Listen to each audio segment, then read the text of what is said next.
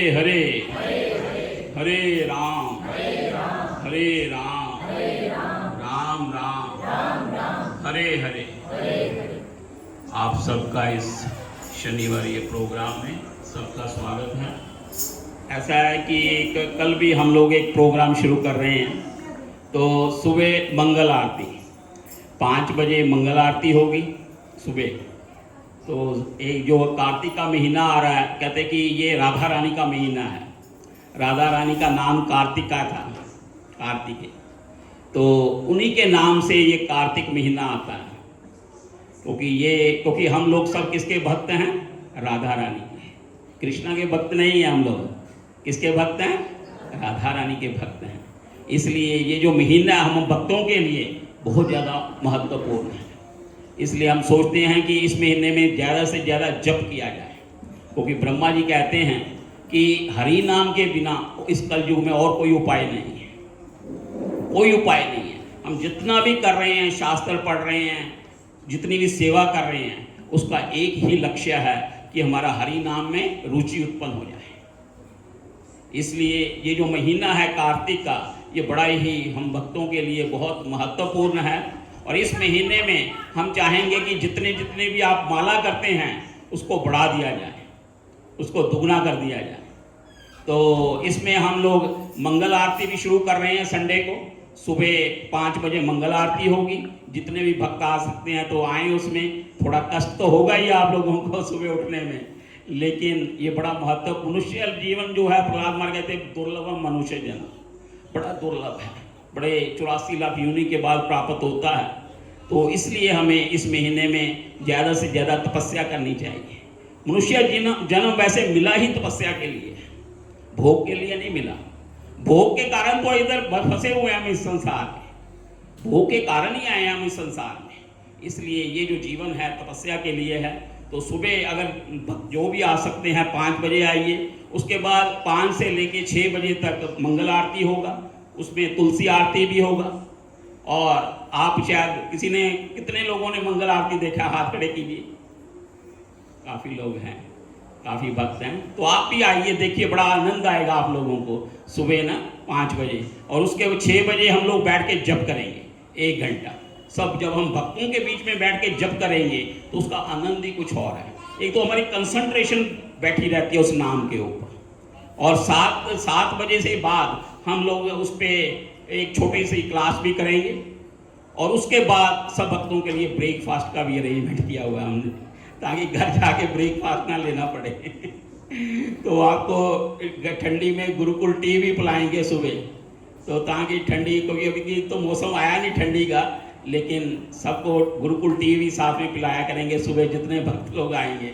तो उसके बाद ब्रेकफास्ट करवा के भेजेंगे यहाँ से, ताकि घर में जाके ये चिंता न रहे कि घर में ब्रेकफास्ट बनाना है। इसलिए सबको, अपने जितने भी संबंधी हैं सबको लेके आओ, को इधर ही ब्रेकफास्ट करना है सब, ठीक है? उनका जीवन भी सफल हो और हमारा जीवन भी सफल। हरे कृष्णा। तो आज हम जो टॉपिक लिया है हमने ये है जी, every Sunday every Sunday, only every Sunday. लेकिन जब हम मैच्योर हो जाएंगे तो एवरी डे करेंगे। क्योंकि अभी हम भक्ति में इतने मैच्योर नहीं है कि हर रोज ही उसको मंगल आरती को अटेंड कर सके, क्योंकि उसके लिए भगवान के प्रति प्रेम चाहिए। उसी के ऊपर मैंने आज का टॉपिक लिया है कि वास्तव में श्रेष्ठ भक्त कौन है, उसकी क्या क्वालिटी है, क्या क्वालिफिकेशन रहती है। तो आज का टॉपिक भी यही है। तो हम कहते हैं कि भगवान का सबसे महान भक्त कौन है? तो जो राधा रानी है, तो कहते हैं कि राधा रानी की जो महिमा का गुणगान है वो बड़े बड़े ऋषि मुनि भी गाते हैं। तो ब्रह्मा जी, उनके जो 4 पुत्र हुए हैं, सनक, सनातन, सनंदन और सतन कुमार, तो उन्होंने राधा रानी की महिमा का गुणगान कर रहे हैं। कहते करुणा करुणामयी करुणा भरिते सनक सनातन वर्णित चरिते। मतलब वो राधा रानी की महिमा का वर्णन करते हैं बड़े बड़े ऋषि मुनि। तो कहते हैं कि जब ब्रह्मा जी ने इस सृष्टि की रचना करनी थी तो सबसे पहले इन्होंने 4 पुत्रों को जन्म दिया, सृष्टि किया, सनक, सनातन, सनंदन और सनत कुमार। जब ये चारों पर प्रकट हो गए तो इन्होंने अपने पिता से, ब्रह्मा जी से पूछा कि हमारे लिए क्या आज्ञा है। वो कहते कि पूरा जो ब्रह्मांड है ये तो खाली पड़ा है, यहाँ कोई पॉपुलेशन नहीं है, आप क्या करो, शादी करो और उसके बाद इस ब्रह्मांड को भर दो पॉपुलेशन से। उन्होंने कहा कि हम लोग तो ब्रह्मचारी रहेंगे, हम लोग शादी नहीं करेंगे, हम कुमार अवस्था में ही रहेंगे। 5 साल की अवस्था को क्या बोला जाता है, कुमार अवस्था। इसलिए 4 कुमार उनका नाम बोला जाता है, 4 कुमार।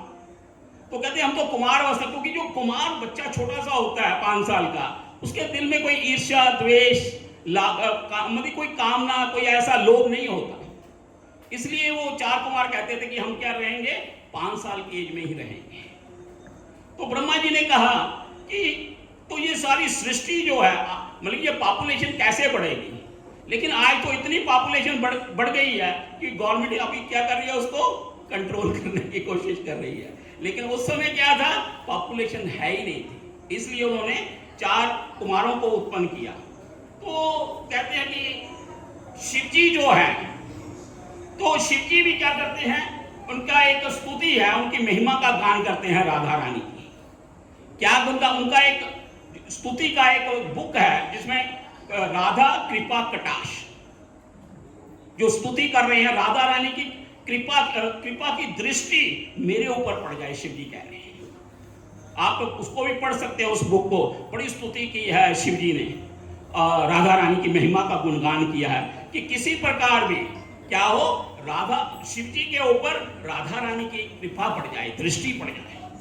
तो उसका नाम क्या है, राधा कृपा कटाक्ष। तो इसलिए बड़े बड़े जितने भी ऋषि मुनि हैं, जितने भी देवता हैं और जितने भी मतलब कि कहते हैं कि भगवानों में भी श्रेष्ठ और भक्तों में भी श्रेष्ठ। एक बार पूछा कि भक्तों में भगवान से पूछा गया कि आपका सबसे श्रेष्ठ भक्त कौन है। तो कहते हैं कि भगवानों में भी श्रेष्ठ हैं, भगवानों में भी श्रेष्ठ होते हैं और भक्तों में भी श्रेष्ठ होते हैं।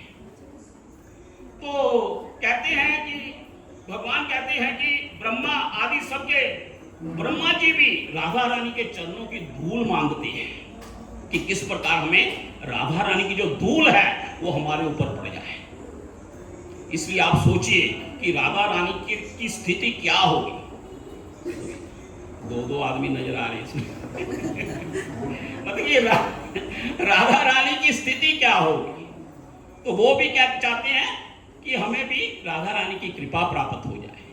तो कहते हैं कि सबसे पहले एक कोई भक्त थे, तो वो कहते कि उन्होंने कहीं से सुना कि जो श्री कृष्ण हैं वो ही क्या है, सबसे बड़े हैं।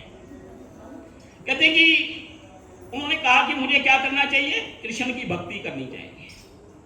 लेकिन जब उन्होंने भक्तों से शास्त्रों के बारे में सुना, भागवत पढ़ा, रामायण पढ़ा, तो उसमें उसने सुना एक भक्त से कि भगवान तो भक्तों के पीछे भागते हैं, तो मुझे क्या करना चाहिए, मुझे भक्त की जो श्रेष्ठ भक्त है उसकी पूजा करनी चाहिए। तो कहते हैं कि श्रेष्ठ भक्त कौन है। एक बार नारद जी जो थे वो गए ब्रह्मा जी से, कहते हैं जाके, ब्रह्मा जी आप तो सबसे श्रेष्ठ भक्त हैं, आपसे बड़ा तो कोई भक्त नहीं है। ब्रह्मा जी कहते हैं नहीं, मैं भी ऐसा ही सोचता था कि मैं ही सबसे श्रेष्ठ भक्त हूं, लेकिन मैं भ्रम में था। कहते जब भगवान इस युग में आए तो मैं जब उनको दर्शन करने के लिए आया तो मैं विमोहित हो गया। मैं क्या किया, उनके सारे ग्वाल बाल, बछड़े, गाय सब चुरा के ले गए। तो जब चुरा के ले गया, अगर मैं कहते भक्त होता तो मैं भगवान को तो पहचान पाता, मैं तो भगवान को ही नहीं पहचान पाया और सारे बछड़ों को चोरी करके अपने ब्रह्मलोक में ले गया। और उसके लिए भगवान ने मुझे क्या किया, बड़ा दंडित किया। कहते कि दूसरी बार मुझे भगवान ने डांटा भी। कहते जब प्रहलाद महाराज के, जब हिरण्याकशिपु ने प्रहलाद महाराज को इतना कष्ट दिया, तो जब भगवान नरसिंह प्रकट हुए, तो जब मैं भगवान के पास गया, भगवान नरसिंह के पास गया, तो उन्होंने मुझे बहुत डांटा। क्यों डांटा? कहते तुम ऐसे असुरों को ऐसे वरदान क्यों देते हो जो मेरे भक्तों को कष्ट देते हैं? क्यों देते हो ऐसे वरदान?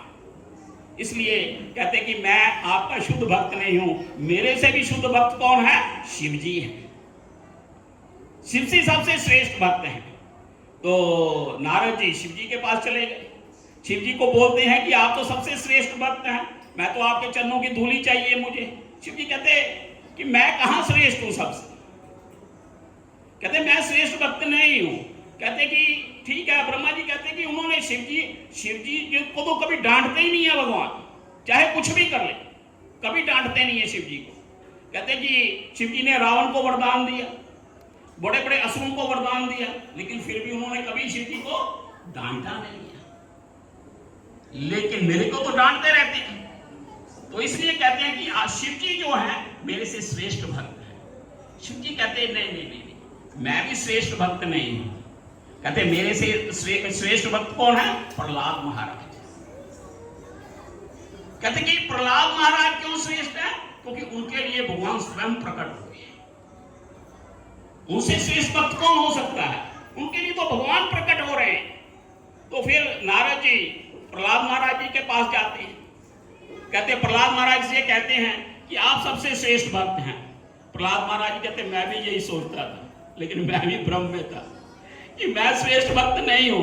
कहते ठीक है, भगवान मेरे लिए प्रकट हुए, लेकिन साथ ही चले गए, गायब हो गए। मैं उनकी सेवा नहीं कर पाया, ना उन्होंने मुझे समय दिया। लेकिन मेरे से भी श्रेष्ठ भक्त कौन है? हनुमान जी हैं। मेरे से भी श्रेष्ठ भक्त हनुमान जी हैं।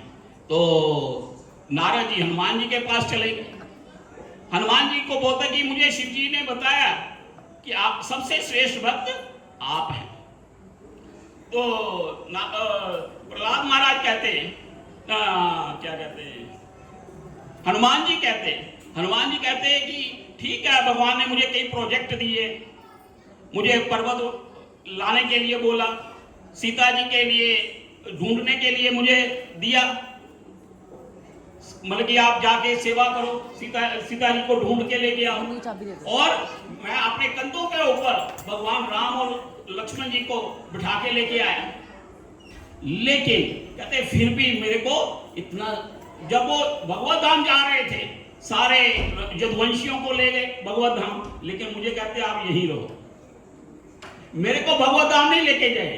कहते अगर मेरे से प्रेम करते भगवान तो मेरे को भगवत धाम लेके जाते, जबकि सारे यदुवंशियों को ले गए, सबको ले गए, लेकिन मुझे यही छोड़ गए। कहते आप क्या करो, आप यहीं रहो।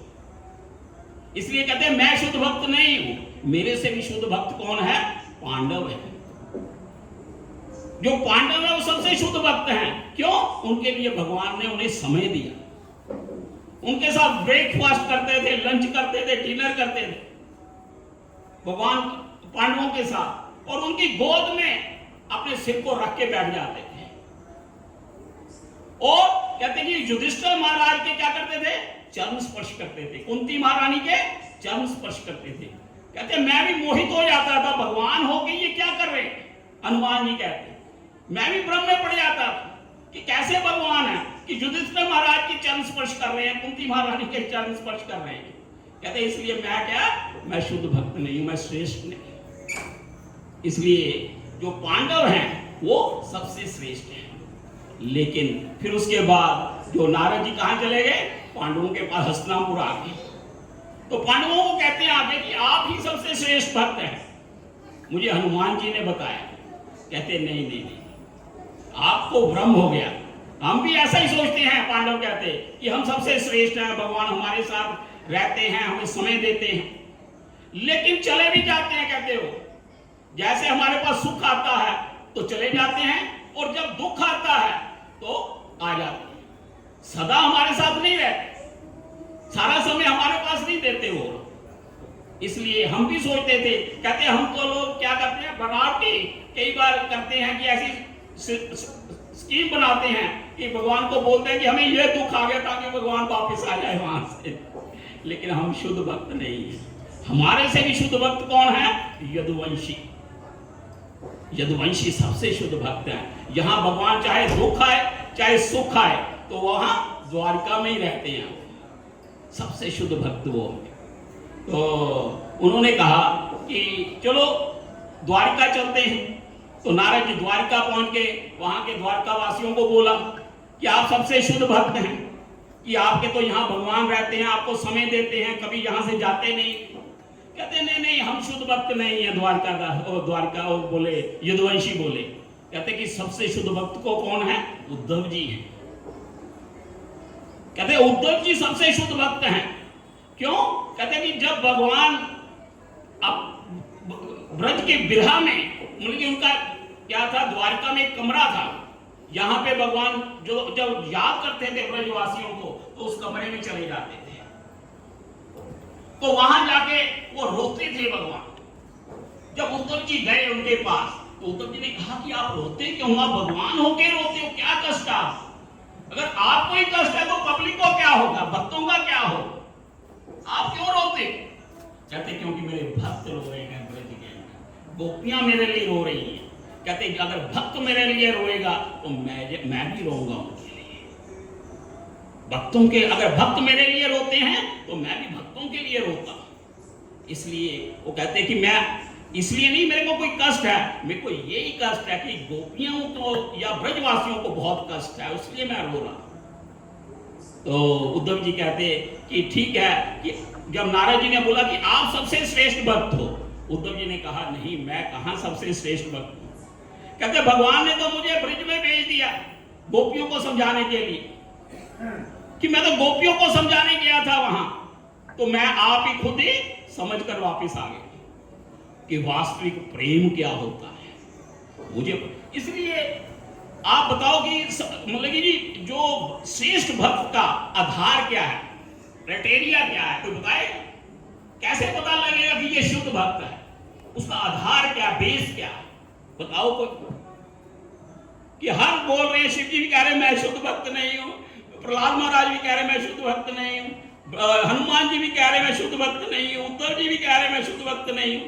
तो इसका आधार क्या है कि व्यक्ति श्रेष्ठ है और शुद्ध भक्त है? हाँ जी, प्रेम।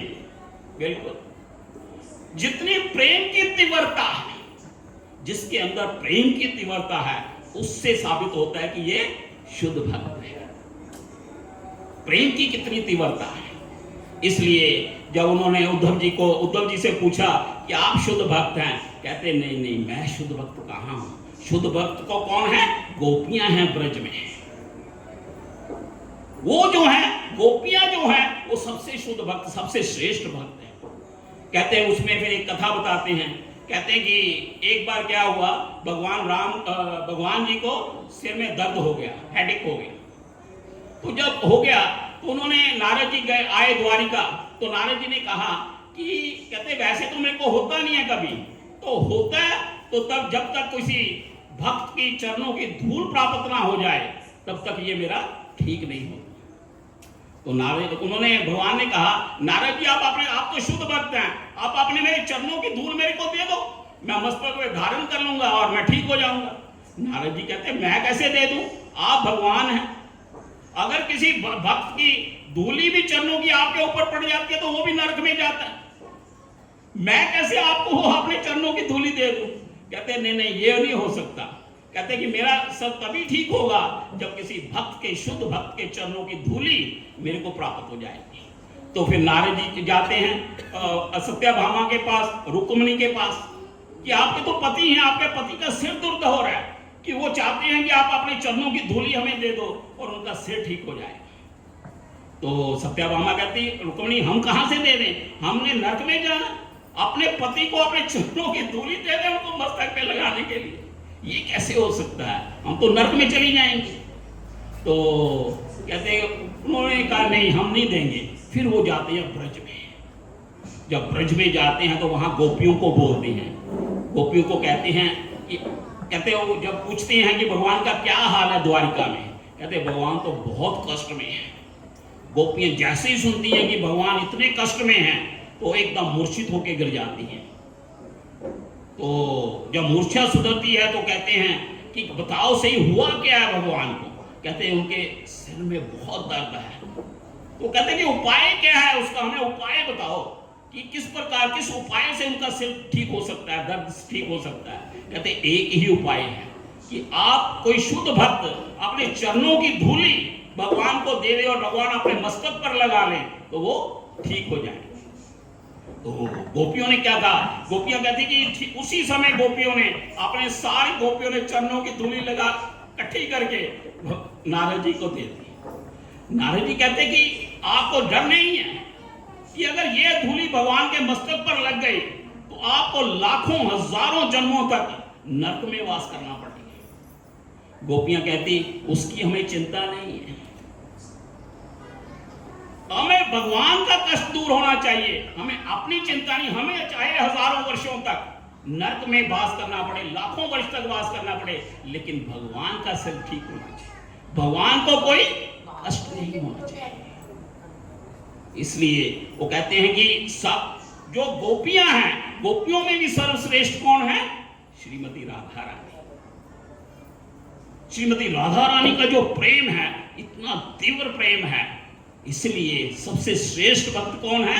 श्रीमती राधा रानी। इसलिए उद्धव जी को भगवान कहते हैं, कहते जो ब्रजवासी जो गोपियां हैं ना, कहते कि अगर उनके ऊपर सुमेरु पर्वत जैसा कष्ट आ जाए तो वो थोड़ा सा मानती है, अगर मेरे ऊपर थोड़ा सा भी कष्ट आ जाता है तो वो सुमेरु पर्वत की तरह मानती है। इसलिए मैं उनके लिए रो रहा हूं, इसीलिए उनके लिए रो रहा हूं। कहते मथुरा में जब भगवान, उनके पास एक कमरा था, उस भवन में सबसे ऊपर भगवान का एक कमरा था जहां भगवान विरहा में जाके बैठ जाते थे। तो कहते कि भगवान के आंखों, जैसे हम हमारे आंखों से आंसू निकलते हैं ना, हमारे कष्ट होता है, तो कहां यहां से यहां तक आते हैं आंसू, लेकिन कहते जब भगवान के आंखों से आंसू बह रहे थे तो आंखों से पचकारी बह रही थी, जैसे पचकारी मारते हैं ना पानी की। कहते पूरा उनका कमरा पानी से भरा हुआ, और उद्धव जी के अलावा किसी को अलाउड नहीं था कि उनके कमरे में जा सके, केवल एक उद्धव जी थे जो उनके कमरे में जा सकते थे। तब उद्धव जी ने वहां जाके बोला, भगवान आप चले क्यों नहीं जाते, आप यहां रोते क्यों, आप ब्रज में क्यों नहीं चले जाते, अगर आपको इतना ही बैराग कष्ट है तो आप ब्रज में चले जाओ। कहते नहीं मैं वहां नहीं जा सकता, कहते मैं आप लोगों के लिए यहां आया हूं, आपका कल्याण करने के लिए यहां आया हूं, मैं ब्रज में नहीं जा सकता। कहते हैं ना कि जैसे कोई जैसे प्रभु जी लोग हैं, जाते हैं सर्विस करने के लिए, कई तो हफ्ता 10 दिन के लिए बाहर चले जाते हैं, तो लेकिन उनका जो मन होता है वो कहां रहता है? घर में रहता है। इसलिए जो ऑफिस का काम है वो प्रोफेशनल रिलेशन है, वो रिलेशन प्रोफेशनल है, उसमें प्रेम नहीं। ऑफिस में हमारा प्रेम नहीं रहता उसके लोगों के साथ, हमारे कोलीग्स के साथ इतना प्रेम नहीं होता, वो एक प्रोफेशनल रिलेशन है। लेकिन घर का जो रिलेशन है वो क्या है? वो आत्मक्रिया है, वो अपना मानते हैं। इसलिए भगवान कहते हैं कि चाहे कोई बाहर भी चला जाए भक्त तो, लेकिन उसका मन कहां लगा रहता है? उसका घर में लगा रहता है। इसी प्रकार भगवान कहते हैं कि मैं आपके लिए आया हूं यहां पे, आपका कल्याण करने के लिए, लेकिन मेरा मन कहां है? ब्रज में ही रहता है मेरा मन कभी ब्रज से बाहर नहीं जाता, इसलिए मैं वहां नहीं जा सकता। क्यों? जब तक आप लोगों का कल्याण ना हो जाए। इसलिए कहते हैं कि सबसे जो है वो व्यक्ति था, वो कहता है कि सबसे श्रेष्ठ व्यक्ति की मैंने क्या करनी है? पूजा करनी है। तो कहते हैं कि सबसे श्रेष्ठ कौन है? तो ब्रह्मा जी हैं, वो कहते हैं कि आप सबसे श्रेष्ठ हैं। ब्रह्मा जी कहते हैं नहीं, मैं सबसे श्रेष्ठ नहीं।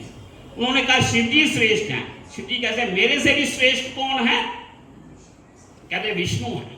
3 विष्णु, कारणोदक्षाई विष्णु, गर्भोदक्षाई विष्णु और शिरोदक्षाई विष्णु। जो शिरोदक्षाई विष्णु वो कहां रहते हैं? क्षीर सागर में। गर्भोदक्षाई विष्णु कहां रहते हैं? गर्भोदक सागर में। कारणोदक्षाई विष्णु कहां रहते हैं? कारण समुद्र में। कहते हैं मेरे से भी श्रेष्ठ कौन है? 3 विष्णु है। और विष्णु से भी कहते हैं कि श्रेष्ठ कौन है? महासंकर्षण। और उनसे भी श्रेष्ठ कौन है? चतुर्व्यूह। वासुदेव, संकर्षण, अनिरुद्ध और प्रद्युम्न, ये सबसे श्रेष्ठ है। हरे कृष्णा। माता जी चले गए, उनका जो बर्थडे था जिनका, बुलाया जरा ज्योति जी। 5 मिनट उनको बोलो रुक जाए, बस कथा करने। बहन जी तो कहते कि सबसे जो है और महासंकर्षण से भी श्रेष्ठ कौन है? कहते चतुर्व्यूह, वासुदेव, संकर्षण, अनिरुद्ध और प्रद्युम्न। और उन चतुर्व्यूह से भी श्रेष्ठ कौन है? कहते उनसे भी जो श्रेष्ठ हैं वो है श्री कृष्ण। बलराम, बलराम जी से श्रेष्ठ श्री कृष्ण। इसलिए इस प्रकार जो श्री कृष्ण है वो कौन है? सबसे श्रेष्ठ है। इसलिए जब तक हमारे अंदर प्रेम की तीव्रता नहीं होगी, इसलिए प्रेम की तीव्रता क्या है? वो अपना भगवान के लिए अपना सारा बलिदान कर सकता है। गोपियां हर समय भगवान के चिंतन में रहती थी, उनको कुछ नहीं और कुछ नहीं चाहिए था, केवल भगवान ही के चिंतन में सारा दिन डूबी रहती थी। जब तक प्रेम में त्याग नहीं है, आजकल को जो प्रेम है वो प्रेम नहीं है, वो काम है। आज कहते हैं ना आई लव यू, वो केवल उसके शरीर से लव करते हैं, आत्मा से लव नहीं करते। लेकिन प्रेम की जो डेफिनेशन है वो केवल कृष्ण को प्रसन्न करना ही वास्तव में प्रेम है। और शरीर से प्रेम जो करते हैं वो वास्तव में काम है, उसमें आनंद नहीं। इसलिए जब तक जो राधा रानी है वो सबसे श्रेष्ठ भक्त है। और हम लोग किसके भक्त हैं? श्रीमती राधा रानी के। और राधा रानी के भक्त इसलिए हैं क्योंकि जो कृष्ण हैं वो क्या करते हैं? राधा रानी के कारण उनके पीछे भागते हैं, उसके प्रेम के कारण। इसलिए हम राधा और कृष्ण दोनों की पूजा करते हैं। इसलिए भगवान कहते हैं कि जो भी चैतन्य महाप्रभु क्या जब आए तो किसका भाव लेके आए? राधा रानी का भाव लेके आए। क्योंकि कोई भी व्यक्ति अपना जो जो जो कृष्णा थे वो आनंद कैसे आनंद मिलेगा मेरे नाम में, क्योंकि वो उनको पता नहीं था, वो महसूस नहीं कर सकते थे। इसलिए जो राधा रानी थी 24 घंटे अपने नाम में व्यस्त रहते थे।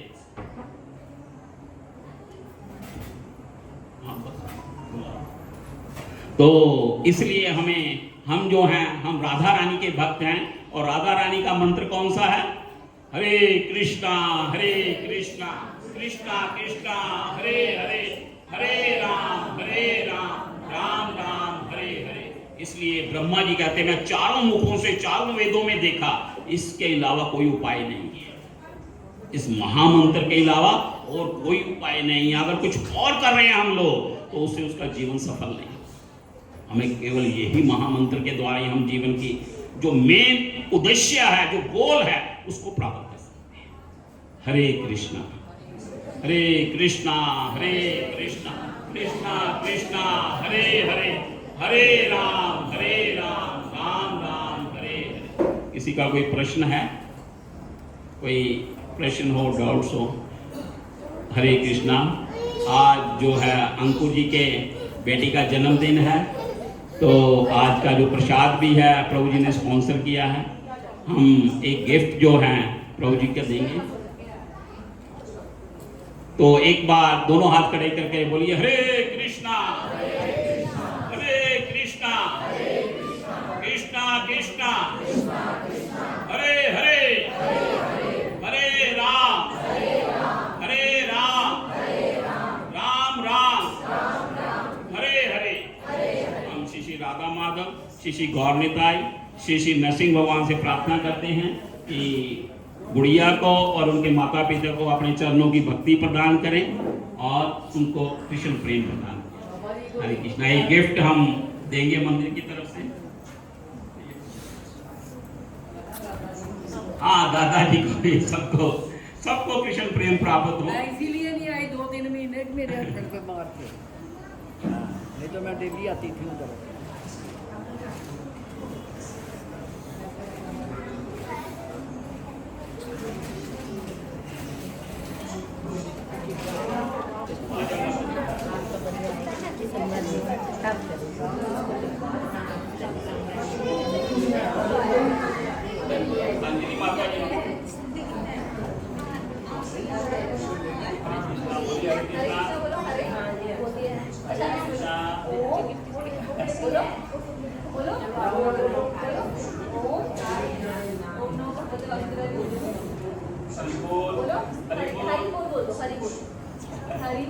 राधे राधे राधे राधे अच्छा राधे राधे राधे राधे राधे राधे